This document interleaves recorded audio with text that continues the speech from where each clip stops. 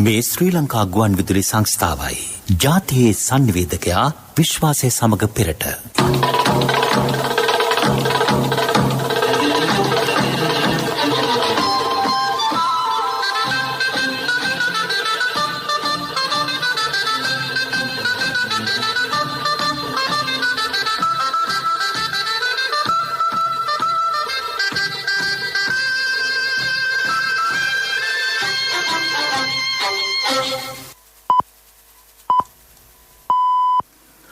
දොළහයි 45යි. මේ ශ්‍රී ලංකා ගුවන් විදුලි සංස්ථාවයි. මෙනදිවා ප්‍රවෘත්ති සංස්කරණය ඉනෝ කබ්‍රෝහය ප්‍රකාශය සුජීව හර්ෂචන්ද්‍ර. කාලීන අවශ්‍යතාවට ගැලපෙන පරිදි නව පොහොර පනතක්. රට තුළ පොහොර හිඟයක් නැතැයි රාජ්‍ය අවධාරණය කරයි. කනිජ තෙල් සංස්ථාව පෞද්ගලීකරණය කිරීමට කිසිදු අදහසක් නැතැයි ඇමති උදයගම්මන් පිළිගින් ප්‍රකාශයක්. එක්ස්ප්‍රස් පර්ල් නෞකාවේ ගින්නෙන් වායුගෝලීට බලපෑමක් නැතැයි අනාවරණය කෙරේ. සංචරණ සීමා කඩ කළ පුද්ගලයන් 396 දෙනෙකු ඊයේ අත්අඩංගුවට. ළඟදීම සියලුම වර්ගයේ ලන්ච් ෂීට් තහනම්. වික්ටෝරියා ජලාශය ආසන්න ප්‍රදේශයේ භූකම්පන මාන 10ක් ස්ථාපිත කෙරේ. කොවිඩ්-19 මාත්‍රා මිලියන 55ක් ගෝලීය වශයෙන් බෙදා හැරීමට ඇමරිකාව සූදානම්. ටෝකියෝ ඔලිම්පික් උළෙල නැරඹීමට එරට ප්‍රේක්ෂකයන් දසදහසකට අවස්ථාව. 1988 අංක 68 දරන පොහොර විධිමත් කිරීමේ පනතට අනුව වත්මන් අවශ්‍යතාවලට ගැලපෙන පරිදි නව පනතක් හඳුන්වා දීමට රාජ්‍ය තීරණය කරයි. ඒ සඳහා කෘෂි කර්ම අමාත්‍යවරයා ඉදිරිපත් කළ යෝජනාවට ඇමති මණ්ඩල අනුමැතිය ලැබී තිබේ.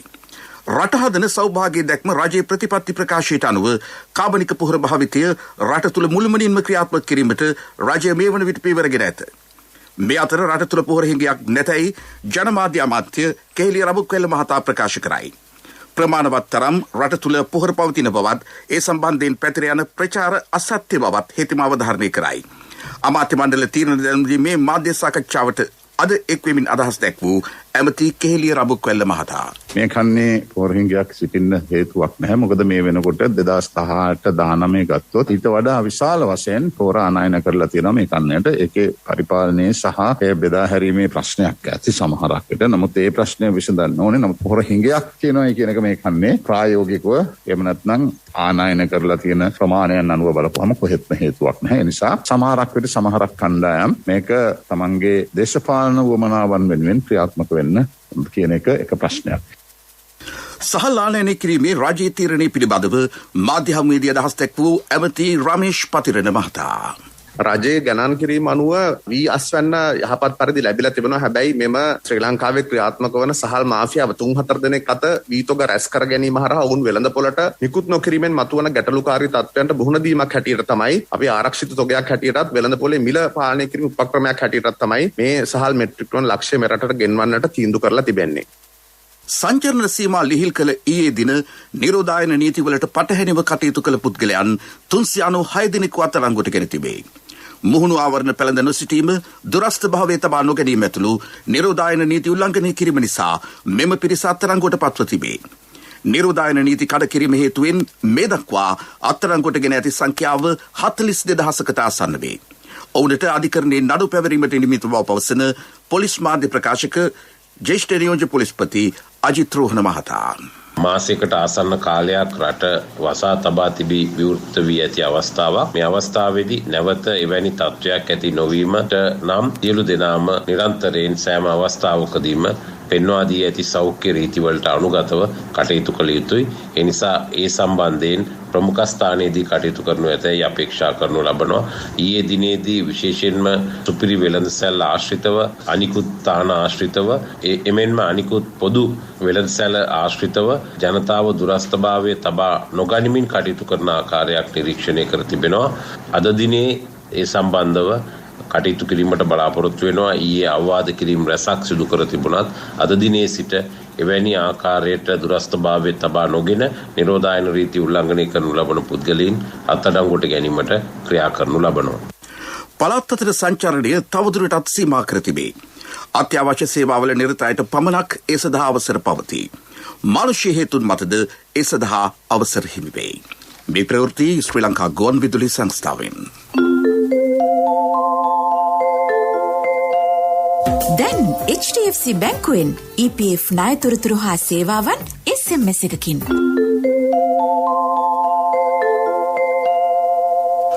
මෝල්හිමියන් වීතුක සංගවා අධික ලාභ ලැබීමට ක්‍රියා කරන බැවින් සහල් මෙට්‍රික් ටොන් ලක්ෂයක් ආනයනය කිරීමට තීරණය කළ බව අමාත්‍ය මහින්දානන්ද අලුත්ගමගේ මහතා පවසයි. පාර්ලිමේන්තු මන්ත්‍රී තුෂාර ඉන්ද්‍රීල් මහතාගේ ප්‍රශ්නයකට පාර්ලිමේන්තුවේදී පිළිතුරු දෙමින් ඔහු මේ බව කීවේය. ඊළඟ මහකන්නේ සිට කාබනික පොහොර භාවිතයෙන් වීවගාව ආරම්භ කරන බවද මහින්දානන්ද අලුත්ගමගේ මහතා පැවසිය. 1994 තමයි පළවෙනි වකුගඩු රෝගී අඳුරගන්නේ. අද සියලුම වෛද්‍ය පර්යේෂණ වලින් අද හඳුනාගෙන තියෙනවා මේ TSP පොහොර භාවිතය සහ රසායනික නිසා මේ වකුගඩු රෝගය හැදෙනවයි කියලා. අද වෙනකොට 1,50,000ක්. ඒ නිසා මම වගකීමකින් කියනවා කාබනික පොහොර නිෂ්පාදනය කරයි කියලා නිෂ්පාදනයේ අඩුවක් වෙන්නේ නැහැ. ඒ කියන විශේෂඥයෝ රසායනික පොහොර සමාගම් වෙනුවෙන් හිට ගන්නයි. ඒ නිසා කාබනික වීවගාවට ගියා කියලා නිෂ්පාදනයේ කිසි අඩුවක් වෙන්නේ නැහැ. අපි ආනයනය කරන්නෙත් නැහැ. අපි කාබනික පොහොර භාවිතා කරන්නේ ඊළඟ මහකන්නේ ඊළඟ මහකන්නේදී අපි මේ හාල් ගෙනාවොත් තමයි ප්‍රශ්නේ තියෙන්නේ. කනිජ තෙල් සංස්ථාව පෞද්ගලිකරණය කිරීමේ කිසිදු පියවරක් ගෙන නැතැයි අමාත්‍ය උදය ගම්මන්පිල මහතා සඳහන් කළේය. පාර්ලිමේන්තු මන්ත්‍රී නලින් ජයමහ මහතාගේ ප්‍රශ්නයකට පිළිතුරු සපයමින් හෙතෙම මේ බව කීවේය. මිල සූත්‍රයේ පැවතියේ නම් පෙට්‍රල් ලීටරයක් රුපියල් 164ක් වන අතර ඩීසල් ලීටරයක් රුපියල් 122ක් වන බවද ගම්මන්පිල මහතා පැවසීය. තමුන්නාන්සලා හදපු V1 එකතු කිරීම V2 එකතු කිරීම V3 එකතු කිරීම V4 කියන මිල සූත්‍රය දැන් අපි ගාව තියෙනවා. අපි ඒකට දාලා බැලුවම අද අපි රුපියල් 157ට විකුණන පෙට්‍රල් 92 ලීටරයක් රුපියල් 164 වෙනවා. අද අපි රුපියල් 111ට විකුණන ඩීසල් ලීටරයක් රුපියල් 122ක් වෙනවා. ජාතියේ වාසනාවට තමයි තමුන්නාන්සලාගේ මිල සූත්‍රය දැන් ක්‍රියාත්මක වෙන්නේ නැත්තේ. ඊළඟට මෙතුමා ප්‍රශ්න කරා ඉන්ධන මිල ස්ථායීකරණ අරමුදලට මොකද වුනේ කියලා ඇහුවා. මේ සභාවට මුදල් අමාත්‍යවරයා විදියට අගමැතිතුමා 2020 මහ බැංකු වාර්තාව ඉදිරිපත් කළා. ඒ ඉතා විස්තරාත්මකව මේක පිහිටුවේ කවදාද ලැබුණේ කීයක්ද වියදම් කලේ කුමකටද කියන එක සඳහන් වෙනවා. මෙතුමාලා මේ ප්‍රශ්නය සීමෙන් පෙන්눔 කරන්නේ සභාගත කළ මහ බැංකු වාර්තාව වැනි වැදගත් ලියවිල්ලක්වත් කියවන മന്ത്രി කෙනෙක් විපක්ෂයේ නැති බව පමණයි. නඩු නිමිත්තක් නොමැතිව රක්ෂිත බන්ධනාගාරවල සිටින පිරිස්වලට යම් සහනයක් ලබා දීමට ක්‍රියා කළ යුතු බව ඇමති නාමල් රාජපක්ෂ මහතා පාර්ලිමේන්තුවේදී අද පැවසිය. අමාත්‍ය අලි ශබ්‍රී මහතා කතා කරමින් ත්‍රස්තවාදී මර්ධන පනතට යම් වෙනස් වීම් කිරීමට පියවර ගෙන ඇතැයි කීවේය. ජාතික ආරක්ෂාවට හානියක් නොවන ලෙස මානව හිමිකම් සුරක්ෂිත වන පරිදි අදාළ වෙනස් වීම් සිදු කෙරේ. විපක්ෂ නායක සජිත් ප්‍රේමදාස මහතා කතා කරමින් තෙල් මිල ඉහළ දැමීම නිසා සමස්ත ජන සමාජයේම පීඩාවට ලක් වී ඇතැයි පැවසිය. එම නිසා තෙල් මිල අඩු කිරීමට පියවර ගන්නා ලෙස ඔහු රජයෙන් ඉල්ලා සිටියේය. අමාත්‍ය ජොන්ස්ටන් ප්‍රනාන්දු මහතා කතා කරමින් විපක්ෂය ත්‍රස්තවාදීන් වෙනුවෙන් පෙනී සිටින බවට චෝදනා කළේය. පාස්කු ප්‍රහාරයේ සැකකරුවන්ට නඩු දැමීමට සූදානම් වන විට ඔවුන් ත්‍රස්තවාදී මර්ධන පනත ගැන කතා කරන බවද හෙතෙම පැවසීය. ගෑස් මිල වැඩි නොකිරීමට අවශ්‍ය ක්‍රියාමාර්ග ගන්නා බව අමාත්‍ය බන්දුල ගුණවර්ධන මහතා පාර්ලිමේන්තු මන්ත්‍රී අනුර දිසානායක මහතාගේ ප්‍රශ්නයකට පිළිතුරු දෙමින් සඳහන් කළේය. ඒ සඳහා ගෑස් වලට අය කරන වරාය අධිකාරි බද්ධ වැඩි නොකිරීමට කටයුතු කෙරේ. කිලෝග්‍රෑම් 12.5ක ගෑස් සිලින්ඩර ලබා දීමට කටයුතු කර තිබේ. ගෑස් මිල වැඩි කිරීමට තීන්දුව කර නැතැයි රාජ්‍ය අමාත්‍ය ලසන්ත අලගිවන්න මහතා පැවසිය. කිලෝග්‍රෑම් 12.5ක ගෑස් සිලින්ඩරය ඒ ආකාරයෙන්ම පැවතිය යුතුය. ගෑස් ආනයනයේදී සිදුවන අනවශ්‍ය වියදම් අඩු කර ගෑස් මිල ඒ ආකාරයෙන් පවත්වාගෙන යන බවද හෙතෙම පැවසිය. ඉන්ධන විල වැඩි කිරීම සම්බන්ධයෙන් බලශක්ති අමාත්‍ය උදය ගම්මන්පිල මහතාට එරෙහිව විපක්ෂය ගෙන විශ්වාස භංග යෝජනාව අද පෙරවරුවේ කතානායක මහින්ද ආපාබේවර්ධන මහතාට බහර දී තිබේ. මේ විශ්වාස භංග යෝජනාවට විපක්ෂ නායක සජිත් ප්‍රේමදාස මහතා ඇතුළු මන්ත්‍රීවරුන් 43 දෙනෙකු අත්සන් කර ඇත. විපක්ෂයේ පසුගිය වසර 5ක කාලය තුල එනම් 2015 සිට 2019 අතර කාලයේදී ලෝක වෙළඳපොලේ ඉන්ධන මිල අඩු කිසිදු අවස්ථාවක ඉන්ධන මිල අඩු කිරීමට පියවරගෙන නැත. එම රජයේ ඉන්ධන මිල සංශෝධනය කිරීම පිළිබඳව කරුණු සොයා බැලීමේදී ඒ බව අනාවරණය වී තිබේ. මහින්ද රාජපක්ෂ හිටපු ජනාධිපතිවරයාගේ පාලනය අවසන් වූ 2014 වසරේදී පෙට්‍රල් ලීටරයක මිල පැවතියේ රුපියල් 117ක් ලෙසයි. ඩීසල් ලීටරයක මිල රුපියල් 111ක් විය.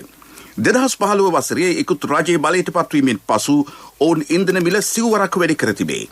එනම් රුපියල් 117ක්ම තිබූ පෙට්‍රල් ලීටරයක මිල රුපියල් 155ක් දක්වා ඉහළගෙන යාමට මෛත්‍රීපාල සිරිසේන, රනිල් වික්‍රමසිංහ සහ සජිත් ප්‍රේමදාස ප්‍රමුඛ එවක රජයේ අනුමැතිය හිමිව තිබුණි.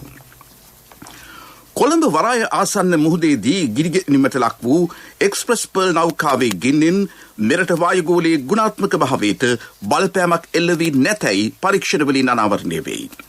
ජාතික ගොඩනැගිලි පර්යේෂණ සංවිධානයේ වායු දූෂණ කළමනාකරණ ඒකකයේ විද්‍යාඥ සරත් ප්‍රේමසිරි මහතා පැවසුවේ ඒ පිළිබඳව අධ්‍යයනය සඳහා මෙරටට පැමිණි විදේශීය විශේෂඥ කමිටුව ඊයේ ඒ බව දැනුම් දුන් බවයි.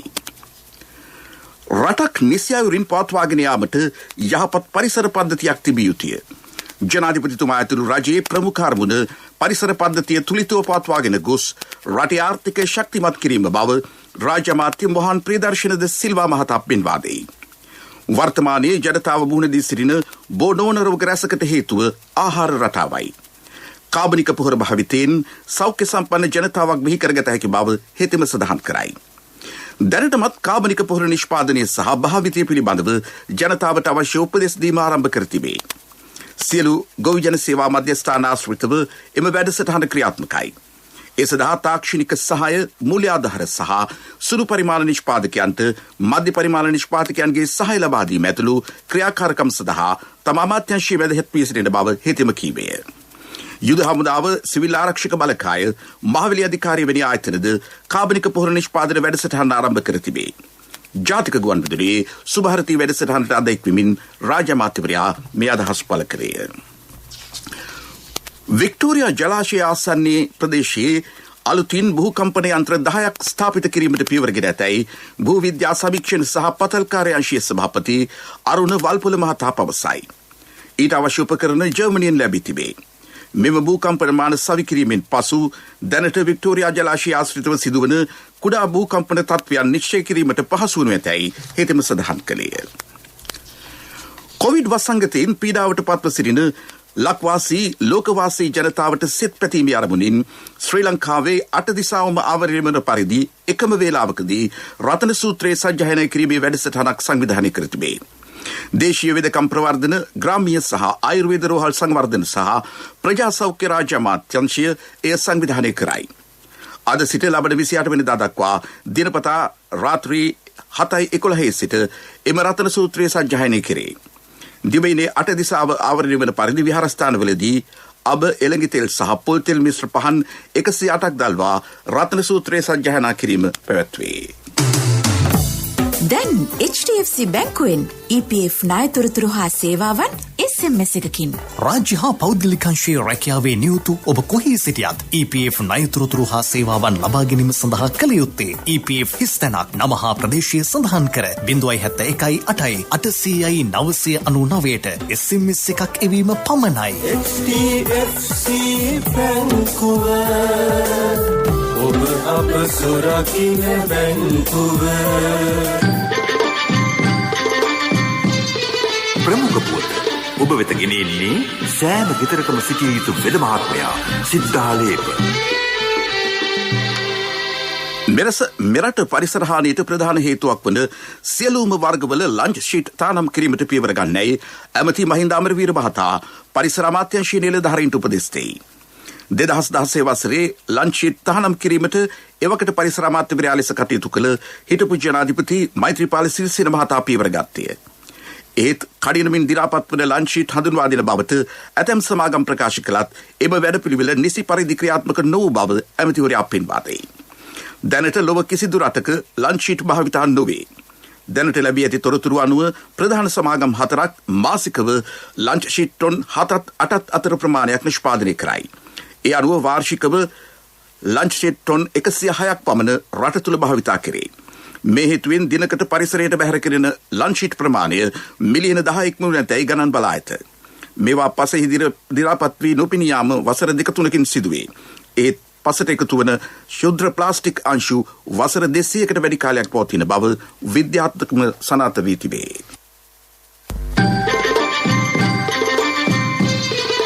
ප්‍රමුඛ පුවත් ඔබ වෙත ගෙන ආවේ සෑම ගෙදරකම සිටිය යුතු වෙද මහත්මයා සිද්ධාලේප.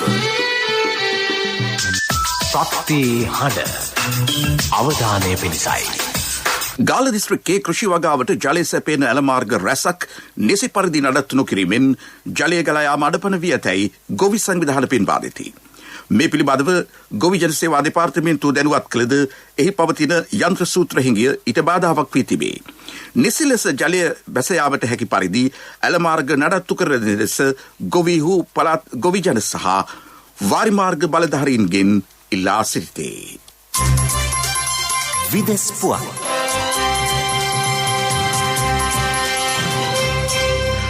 කොවිඩ් එන්නත් මාත්‍රා මිලියන් 55ක් ගෝලීය වශයෙන් බෙදා හැරීමට ඇමරිකාව තීරණය කරයි.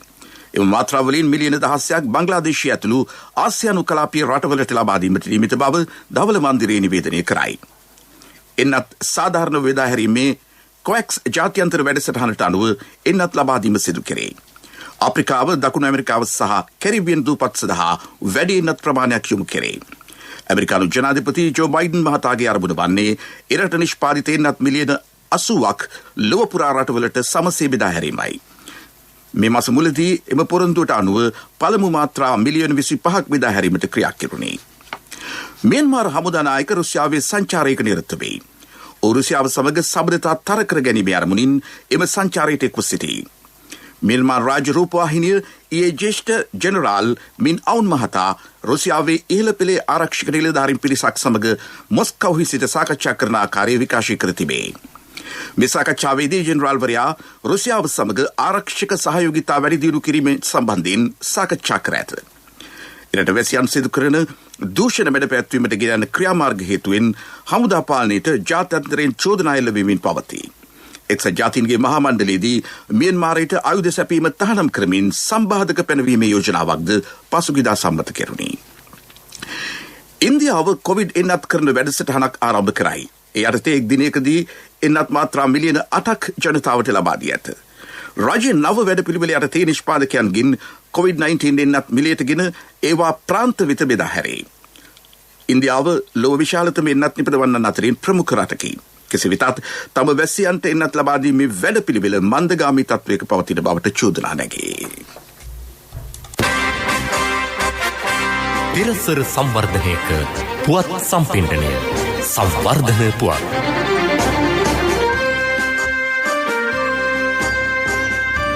රුණු විශ්වවිද්‍යාලයේ සහ ඉන්දියාවේ වෙල්ලෝර් තාක්ෂණික ආයතනය අතර අවබෝධතා කිවිසුමකට එළඹීමට නියමිතයි. මේ සඳහා අධ්‍යාපන අමාත්‍යවරයා ඉදිරිපත් කළ යෝජනාවට ඇමති මණ්ඩල අනුමැතිය හිමි වී ඇත. මූලික උපාධි සහ පශ්චාත් උපාධි වැඩසටහන් සඳහා ශිෂ්‍ය හුවමාරු වැඩසටහන් සංවිධානය කිරීම, අධ්‍යයන කාර්ය මණ්ඩල හුවමාරු වැඩසටහන්, ප්‍රකාශන සහ වාර්තා හුවමාරු කර ගැනීම ඇතුළු ක්‍රියාමාර්ගවලින් උසස් අධ්‍යාපනික සහයෝගීතාව වර්ධනය කර ගැනීම මෙහි අරමුණයි. ක්‍රීඩා පුවත්.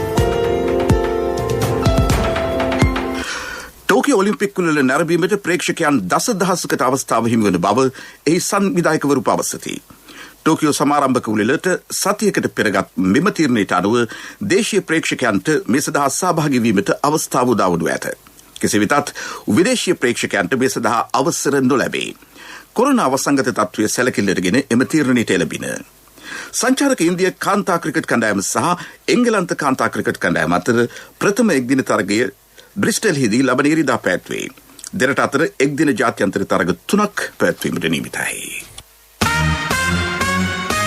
ව්‍යාපාරික පුවත් ඔබ වෙත ගෙන එන්නේ NSB ගෞරව ප්‍රශංසා. ඔබේ මුදලට සුරක්ෂිතම ස්ථානය ජාතික ඉතිරි කිරීමේ බැංකුව. ඉකුත් ජනවාරි මාසයේ ආරම්භ කර බඩල්ගම පිහිටි ගෝලීය රබර් නිෂ්පාදන කර්මාන්ත ශාලාවේ දෙවන අදියර මේ වන විට පුළුල් ලෙස ක්‍රියාත්මක වෙමින් පවතී. ඒ විශේෂ ටයර් නිෂ්පාදන කම්හලක්ද ඉදිකිරීමට නියමිතයි. ඊට වැය කරන මුදල ඩොලර් මිලියන 100කි. වර්තමාන නිෂ්පාදන ධාරිතාව වසරකට ටයර් 7,50,000ක් දක්වා ඉහළ ලංවීම අරමුණ බව කර්මාන්ත ශාලාවේ විධායක අධ්‍යක්ෂ ආනන්ද කල්දේරා මහතා පවසයි. මීට අමතරව එහි ක්‍රියාත්මක සූර්ය පැනල් ව්‍යාපෘතියෙන් මෙගාවට් 2.5ක බලශක්තියක් නිෂ්පාදනය කරේ. පරිසරයේ සුරක්ෂිතතාවය සහ තිරසර භාවයට මුල් තැන දෙමින් නිෂ්පාදන කටයුතු සිදු කිරීම ආරම්භයි.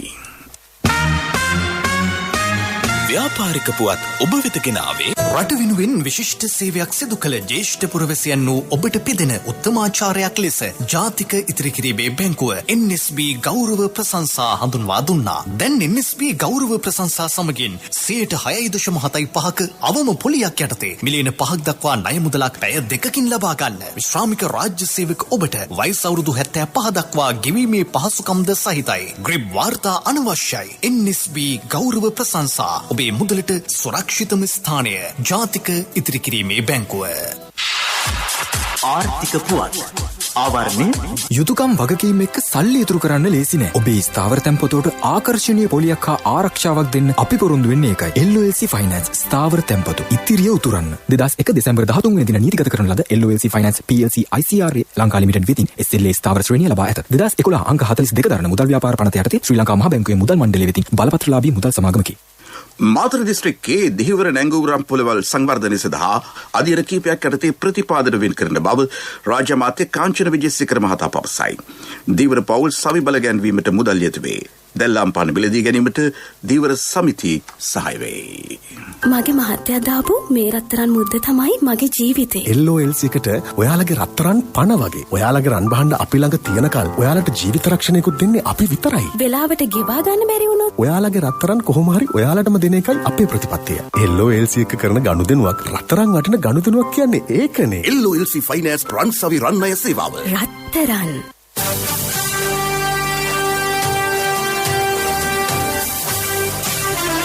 කාලගුණ වාර්තාව ඔබ වෙත ගෙන එන්නේ සයුරු දීවර කාලගුණ තොරතුරු සේවාව.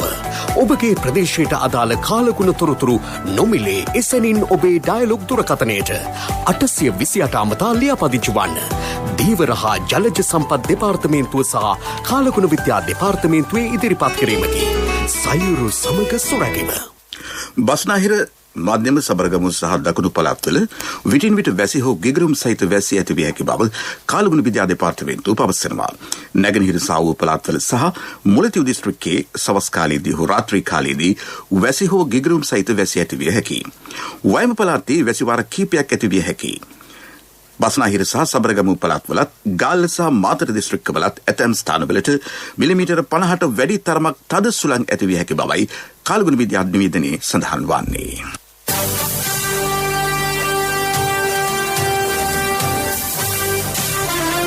කාලගුණ වාර්තාව ඔබ වෙත ගෙන ආවේ සයුරු දීවර කාලගුණ තොරතුරු සේවාව. ඔබගේ ප්‍රදේශයට අදාළ කාලගුණ තොරතුරු නොමිලේ එසැනින් ඔබේ ඩයලොග් දුරකථනයට 828 අමතා ලියාපදිංචි වන්න.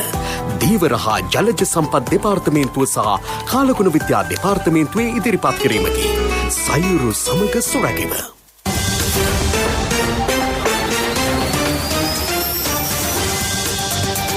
ලෝක බැංකු පද්ධතියේම අර්බුද පවතින අවධියක මෙරට බැංකු පද්ධතියේ අර්බුදයක් ඇති බවට ජාතික නායකින් චෝදනා කිරීම සුදුසු වන්නේද? එවැනි අර්බුදයක් මතු කළ යුත්තේ කොරෝනා වසංගතය හෝ ගෙවුණු වසර 1.5 නිසාවෙන් නොවේ. දිගු කලක සිට වරින් වර මෙරට ගොඩනැගුණු අකාර්යක්ෂම පාලනයන් නිසාවෙනි. 2014 සිට 2020 වනතුරු මෙරට ආර්ථිකය කඩා වැටුණොද සැලසුම් කළ ඍජු විදේශ ආයෝජන නොපැමිණියද ලංකාව ආසියාවේ වැඩිම සුබසාධනවාදී රාජ්‍ය වන්නේය. අපි ජාතික ගුවන්විදුලි වගකීම සැමදා සාධාරණව ඉටු කරමු.